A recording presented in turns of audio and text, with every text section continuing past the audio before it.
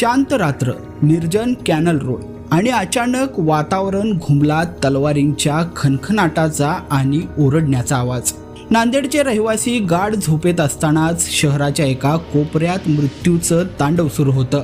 D mart परिसराचा तो रस्ता काही क्षणात रक्ताने माखला गेला।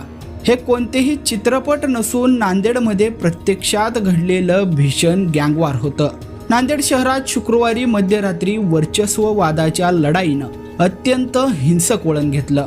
दोन कुख्यात गुन्हेगारी टोळ्या एकमेकांना भिडल्या आणि या रक्तरंजित संघर्षात 3 जणांचा खात्मा झालाय, तर 5 जण मृत्यूशी झुंज देत आहेत।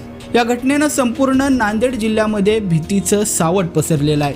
मिळालेल्या माहितीनुसार या भीषण संघर्षात 3घांची हत्या झालेली आहे। यामध्ये अर्जित सिंह चव्हाण सदा गँगचा प्रमुख, मोहम्मद अरबाज साईलाला गँगचा शूटर, तसेच सय्यद आवेज साईलाला गँगचा शूटर, या 3घांचा या गँगवॉरमध्ये मृत्यू झालेला आहे। साईलाला गँगचे शूटर अरबाज आणि आवेज यांनी सदा गँगचा अर्जित सिंह चव्हाणला संपवण्याचा पक्का कट रचलेला होता। शुक्रवारी मध्यरात्री जेव्हा अर्जित सिंह आपल्या मित्रासोबत बुलेटवरून डीमार्ट जवळून जात होता, तेव्हा दबा धरून बसलेल्या हल्लेखोरांनी त्याच्यावर झडप घातली। अंधाराचा फायदा घेत अरबाज आणि त्याच्या साथीदारांनी अर्जितवर तलवारींनी सपासप वार केले होते। या भीषण हल्ल्यात अर्जित सिंगचा जागीच मृत्यू झाला। आपल्या गँगमधील तरुणाला रक्ताच्या थरोळ्यात पडलेलं पाहून अर्जितच्या साथीदारांनी आक्रमक पवित्रा घेत त्यांनी पळून जाण्याच्या प्रयत्नात असलेल्या मोहम्मद अरबाज आणि आवेजवर चाकू आणि खंजीरने प्रतिहल्ला चढवला।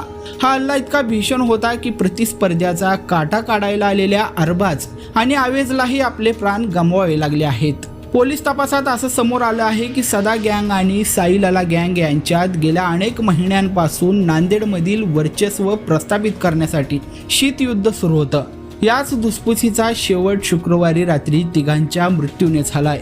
एका बाजूला सत्तेची हाव आणि दुसऱ्या बाजूला सुडाची आग, यातूनच नांदेडमध्ये हे गँगवॉर पेटलेलं आहे। या घटनेनं पोलिसांसमोर मोठं आव्हान निर्माण केलं असून सध्या शहरात प्रचंड तणावाचं वातावरण निर्माण झालंय।